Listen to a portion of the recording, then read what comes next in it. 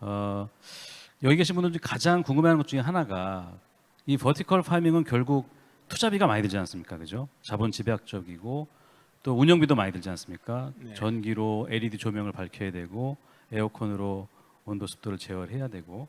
그래서 사실은 우리나라에도 버티컬 파밍 업체들이 많지만 뚜렷하게 수익을 낸다라는 데를 찾기는 좀 사실 어렵거든요. 근데 그런 면에서 바우리 파밍은 지금 그런 현재의 수익적인 상황, 앞으로의 좀 전망 이런 건 좀 어떻습니까?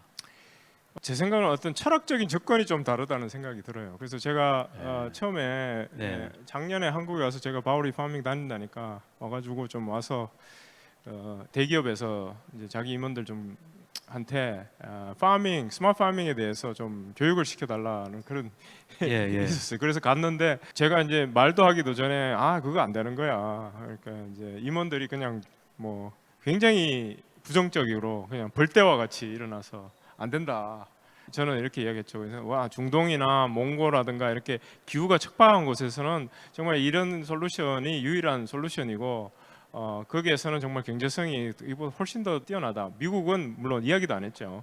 이제 좀 이따 지금 미국 이야기를 해드릴 텐데 그렇게도 불구하니까 자기가 거기서 두바이에서 10년 살았대요. 그러니까 10년 살아서 그 코스트로는 도저히 맞출 수가 없다. 그걸로 네네. 해서 무슨 경제성이 있냐. 네네네. 그는 절대로 우리는 해서는 안 되는 비즈니스다. 이렇게. 지금 두바이, 쿠웨이트 뭐 엄청나게 스마트 파밍 막 들어가고 있습니다.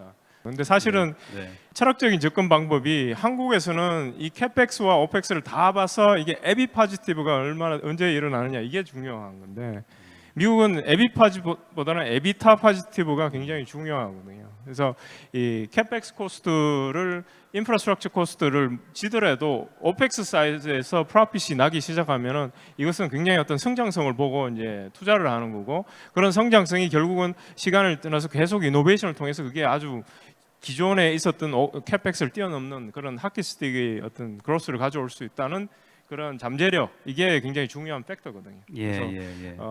그런 면에서 봤을 때는 이 스마트 파밍으로 인해서 가지고 있는 어떤 이런 미션적인 어떤 메시지도 굉장히 중요하지만 사실은 어떤 경제성 면에서도 굉장히 의미가 있는 그래서 투자를 이만큼 하는 거죠. 뭐 저희 같은 경우는 피델리티, 뭐 구글 벤처, 타마색 이런 데서 왜 투자를 하겠어요? 이 투자 환경의 차이도 좀 있는 것 같아요. 미국 같은 데는 좀 기다려줄 줄 아는 투자자가 많은 반면에 한국은 사실은 좀 오래 기다릴 만한 투자자, 우리 기업도 급하지만 투자 회사들도 마찬가지거든요. 그러면서 미국이 훨씬 더 이런 버티컬 팜 같은 혁신적인 농업을 하기에는 여건은 좋다고 봐야 되겠네요. 그렇죠.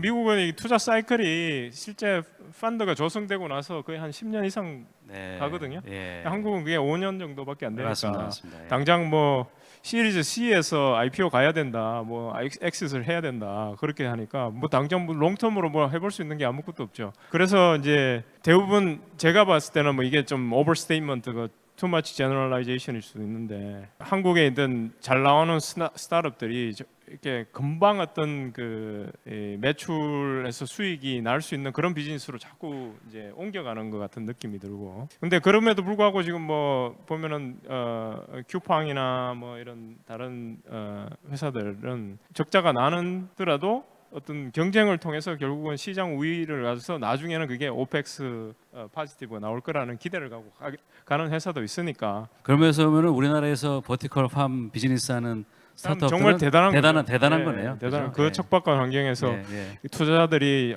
주는 그 수많은 압력을 예. 다 이겨가면서 그렇죠. 대단한 사람들입니다. 예.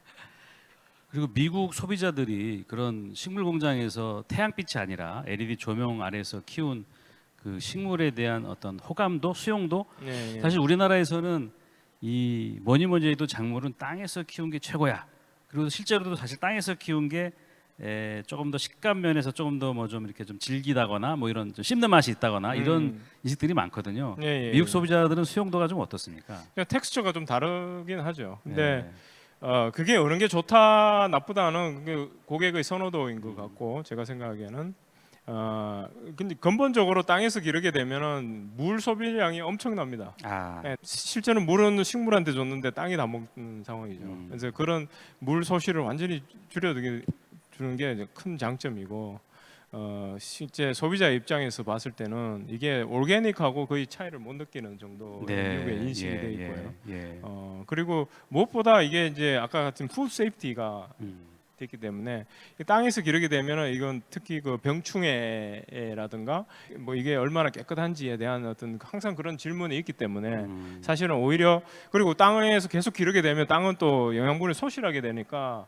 그게 이제 나오는 일관성이라는 게 굉장히 부족하죠. 그러니까 어떤 때는 맛이 좋다가 어떤 때는 안 좋다가 영향이 이제 업앤다운이 심한데 이제 그런 면에서는 굉장히 정말 일관성 있게 같은 맛에 같은 어떤 신선도로 이제 제공을 하게 되니까 그게 소비자들한테는 먹힌다라고 저는 생각합니다.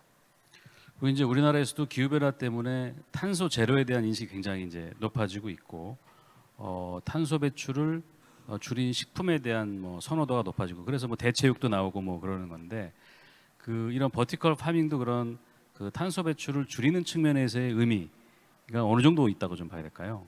이 글로벌리 디포레스테이션이 너무 많이 일어나고 있어요. 그러니까 네. 숲을 무너뜨리고 거기에 경작을 하는 그런 게 지금 일어나고 있는 상황이니까 그게 그만큼 이제 우리가 탄소를 소비할 수 있는 그러한 어떤 인프라스트럭처가 없어지는 상황이고요. 그래서 저희 목표는 단위 면적당 최대한의 수확량을 기르게 되면 그러면은 결국은 많은 이 농지를 쓰지 않고도 우리가 원하는 식량 문제를 해결할 수 있을 것이다라는 게 저희가 추구하는 목표고 그렇게 됐을 때 이미 농지로 쓰고 있던 부분을 우리가 숲과 나무들한테 돌려줄 수 있는 그런 효과가 생기는 거죠. 그래서 이 카본 풋프린트가 확 줄어드는 그런 효과가 있습니다. 알겠습니다. 그 일단 제가 더 질문할 게 많이 있는데요. 제 질문 여기서 일단 잠시 중단을 하고 플로어에 질문 기회를 드릴 텐데요. 뒤에 손 드신 분한테 마이크 좀 전달 좀 부탁드리겠습니다. 스마트팜이 진정으로 식량 위기를 해결한다고 하면 저는 잎채류 가지고 얘기하는 거는 사실은 말이 안 된다고 생각이 들고요. 네. 그런 관점에서 스마트팜에서 주곡을 제가 하고 있다는 얘기는 아직까지 들어본 적이 없어서 그런 부분은 어떻게 생각하시는지 궁금합니다. 고맙습니다. 사실은 수경 재배를 재배할 수 없는 게 거의 없습니다. 다 수경 재배를 다 재배가 돼요. 그래서 그게 얼마나 경제성이 있느냐의 차이가 있는 거고 지금 뭐 쌀 뭐 너무 많이 나오는데 오히려 그 경제성 때문에 해서는 안 되는 거잖아요. 근데 사실은 쌀을 갖다가 이 농장에서 충분히 재배할 수 있고 오늘 어디 다른 어떤 이제 스마트팜 회사를 갔는데 거기는 부추도 재배하고 버섯도 재배하고 뭐 다양한 어떤 이 농작물을 재배를 해서 실제 공급을 하고 있습니다. 우리가 결국은 이러한 어떤 시스템이 개발이 되고 이게 하나의 어떤 플랫폼이 되지 않습니까? 그래서 이 사실 버티컬 파밍이 주는 어떤 프로미스는 이런 무엇을 기르냐가 결정하는 게 아니라 이게 어떤 것을 기르든 그것의 어떤 갖고 있는 이 농업적인 잠재력을 최대한 끌어올리느냐가 더 중요하다고 생각을 합니다. 덧붙여 말씀드리면 사실 제가 오늘 쌀 관련된 그 칼럼을 쓰고 왔는데 사실 우리나라 지금 제일 큰 문제가 쌀이 너무 남아돌아서 가격이 지금 유일하게 폭락하는 상품이 사실 쌀이거든요. 그걸 그 수경 재배해서 기르면은 아마 뭐 앞에서 대만하는 사람도 되게 많을 거예요.